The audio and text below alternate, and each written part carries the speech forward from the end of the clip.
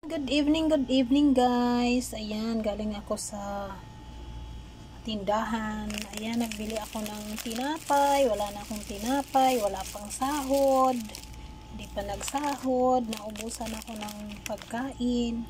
Ayan, mayroon tayong dalawa. Tsaka ito, hirap na buhay dito. Akala nila lahat ng katulong libre. Mayroon ako yun lang. Nagbili ako ng isang tinapa para bukas kasi mayroon pa akong upo dyan.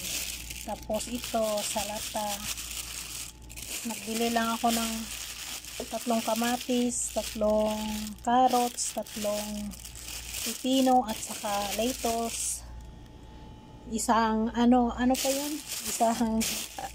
isang atsal. Ayan, maghintay na lang ako ng sahod ko para makabili uli. Ayan, bye bye, ingat po tayong lahat.